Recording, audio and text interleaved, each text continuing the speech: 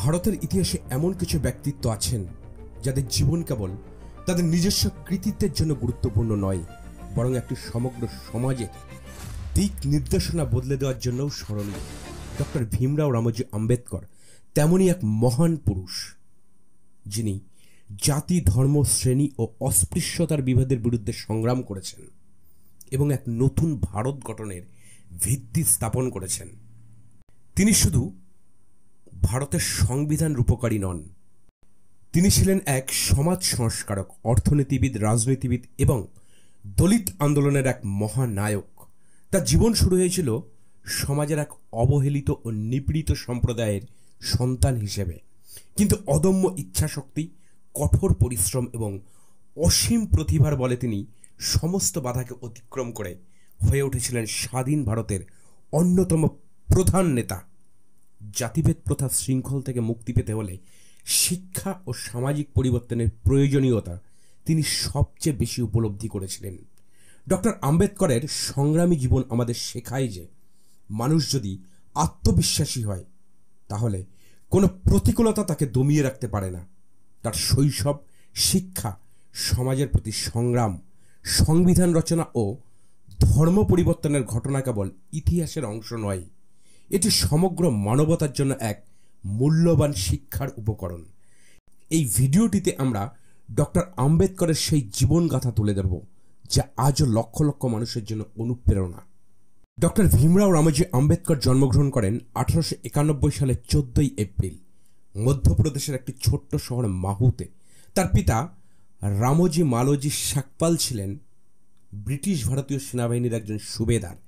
পিতা একজন দায়িত্বশীল ও শিক্ষিত মানুষ ছিলেন এবং সন্তানদের মধ্যে শিক্ষা ও শৃঙ্খলার বীজ বপন করেছিলেন। তার মা ভূমাবাই ছিলেন এক আদর্শ গৃহিণী, যিনি সন্তানদের নৈতিকতা ও সহানুভূতির শিক্ষায় উদ্বুদ্ধ করতেন।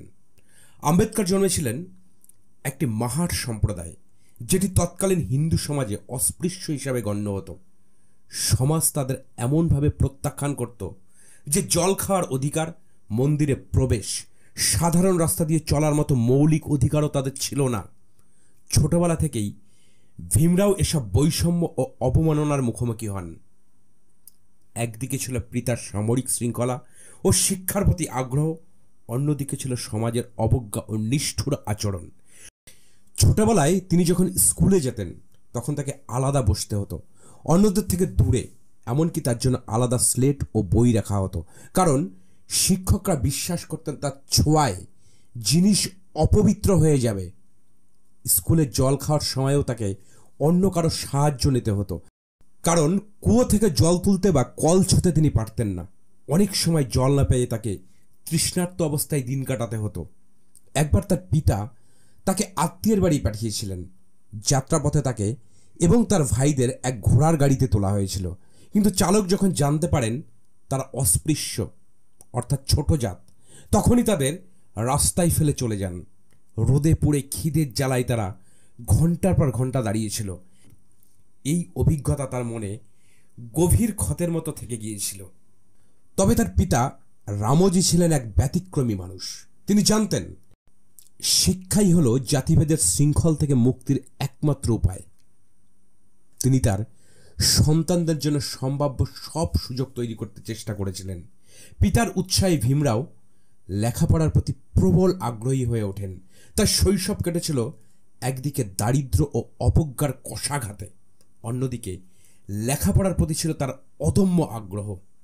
ডক্টর আম্বেদকরের শৈশব ছিল কষ্টের, কিন্তু সেই কষ্টই তাকে দৃঢ়তর করেছিল।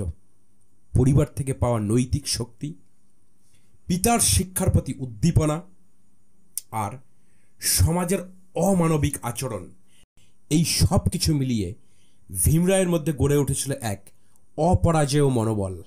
তিনি ঠিক করে নিয়েছিলেন এই বৈষম্যপূর্ণ সমাজে তিনি শুধু নিজের জায়গা করে নেবেন না, বরং লক্ষ লক্ষ অবহেলিত মানুষের জন্য নতুন দিগন্তের দ্বার খুলে দেবেন।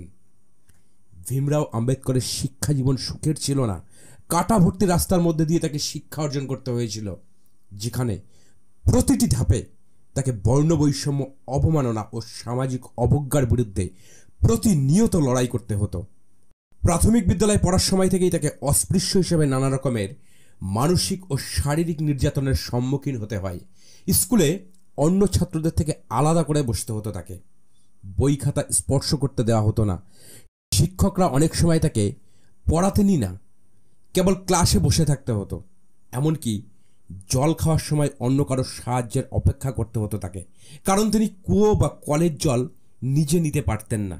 এসব অপমান তাকে ভেতরে ভেতরে ক্ষত বিক্ষত করলেও তিনি লেখাপড়া ছাড়েননি, উল্টে আরও দৃঢ় প্রতিজ্ঞ হয়ে পড়াশোনায় মনোনিবেশ করেছিলেন।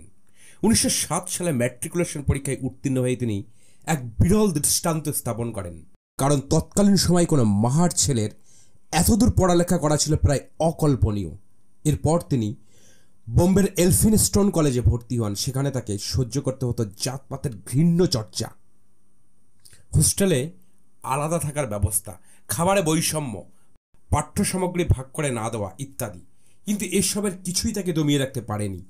তার জীবনের এক বড় মোড় আসে বরোদা রাজ্যের গাওকোয়াড় মহারাজের বৃত্তির মাধ্যমে। এই বৃত্তির সুবাদে তিনি উচ্চশিক্ষার জন্য আমেরিকার কলম্বিয়া বিশ্ববিদ্যালয়ে যান। সেখানে প্রথমবারের মতো তিনি এক মুক্ত বৈষম্যহীন শিক্ষা ব্যবস্থার সঙ্গে পরিচিত হন। আমেরিকান সমাজের এই খোলামেলা পরিবেশ তার চিন্তাধারাকে আরও প্রসারিত করে তোলে। তিনি অর্থনীতি, রাষ্ট্রবিজ্ঞান, সমাজতত্ত্ব সহ বিভিন্ন বিষয়ের উপর গভীর গবেষণা করেন। কলম্বিয়া বিশ্ববিদ্যালয় থেকে পিএইচডি অর্জনের পর তিনি লন্ডনের লন্ডন স্কুল অফ ইকোনমিক্সের অধ্যয়ন করেন এবং পাশাপাশি ব্যারিস্টারি পড়েন গ্রেস ইনে। এখানে আবার তাকে অর্থনৈতিক সংকটে পড়তে হয়। অনেক সময় খাবার জুটত না, থাকার ব্যবস্থা অনিশ্চিত হয়ে পড়ত, কিন্তু নিজের লক্ষ্যে অটল থেকে তিনি লেখাপড়া চালিয়ে যান এবং আইন ও অর্থনীতিতে উচ্চতর ডিগ্রি অর্জন করেন। ভারতে ফিরে আসার পর আম্বেদকর বুঝতে পারলেন শুধু শিক্ষা নয়, সমাজ ব্যবস্থার রূপরেখা পাল্টানো জরুরি। তিনি মনে করতেন আইনি ও সাংবিধানিক পরিবর্তন ছাড়া সমাজে প্রকৃত মুক্তি আসবে না। এই চেতনায় উদ্বুদ্ধ হয়ে তিনি রাজনৈতিক ও সামাজিক আন্দোলনের সূচনা করেন। 1920-র দশকে তিনি দলিতদের জন্য ন্যায্য অধিকার আদায়ের দাবিতে আন্দোলন শুরু করেন। তার নেতৃত্বে মুম্বাইয়ের চব্বে তালওয়ায়ের মাহার সত্যাগ্রহ ছিল এক ঐতিহাসিক পদক্ষেপ, যেখানে দলিতদের জন্য সার্বজনিক জলাধার ব্যবহারের অধিকার দাবি করা হয়। তিনি ছিলেন স্পষ্টবাদী ও অদম্য। হিন্দু ধর্মে জাতিভেদের অবস্থান নিয়ে তিনি ছিলেন তীব্র সমালোচক। 1936 সালে তিনি অ্যানিহিলেশন অফ কাস্ট নামে একটি ঐতিহাসিক ভাষণ লেখেন, যা আজও দলিত আন্দোলনের ম্যানিফেস্টো হিসেবে বিবেচিত হয়। এতে তিনি কেবল জাতিপ্রথার তীব্র সমালোচনাই করেননি, বরং হিন্দু সমাজকে আত্মসমালোচনার মুখোমুখি দাঁড় করান। তিনি 1930-এর দশকে ডিপ্রেসড ক্লাসেস ফেডারেশন নামক একটি রাজনৈতিক সংগঠন গঠন করেন, যার মাধ্যমে দলিতদের অধিকার প্রতিষ্ঠার চেষ্টা করেন। 1942 সালে তিনি শিডিউল কাস্ট ফেডারেশন গঠন করেন এবং রাজনৈতিক মঞ্চে দলিতদের হয়ে আওয়াজ তোলেন। পর তিনি ভারতের প্রথম শ্রমমন্ত্রী হিসাবেও দায়িত্ব পালন করেন ব্রিটিশ সরকারের অধীনে।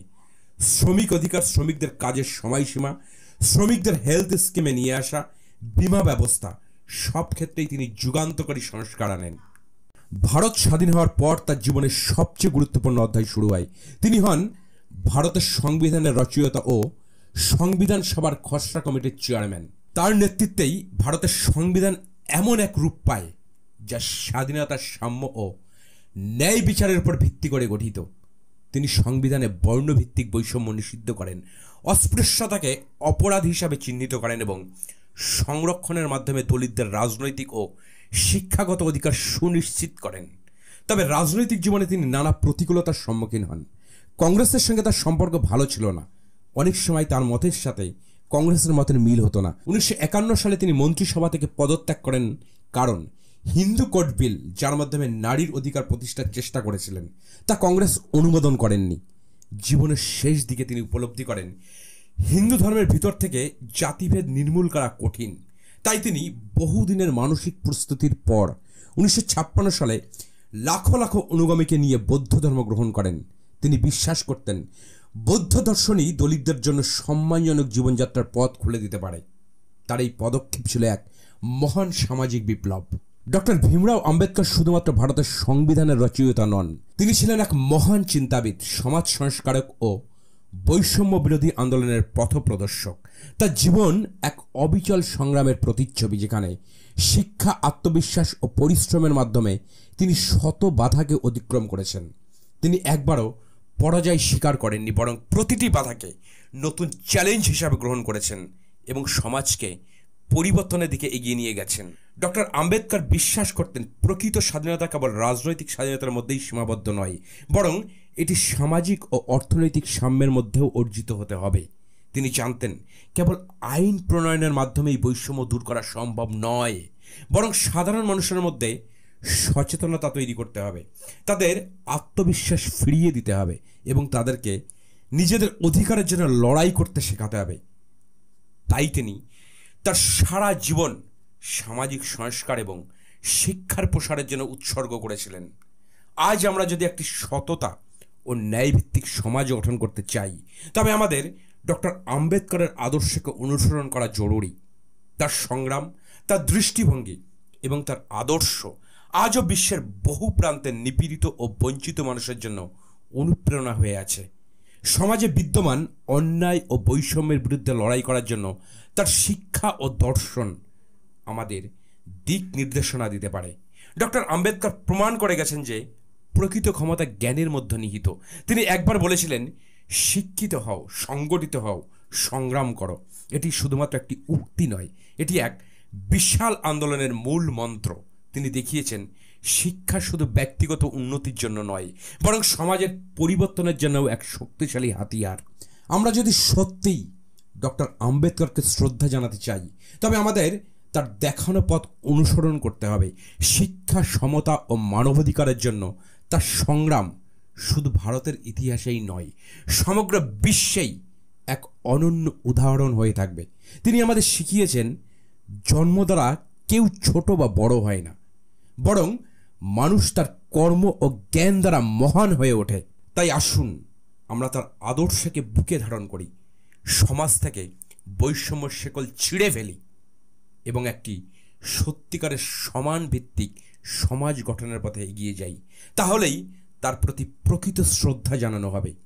ডক্টর আম্বেদকর শুধুমাত্র এক ব্যক্তির নাম নয়, তিনি এক বিপ্লবের নাম, এক সংগ্রামের নাম, এক আদর্শের নাম, যা চিরকাল অমর থাকবে।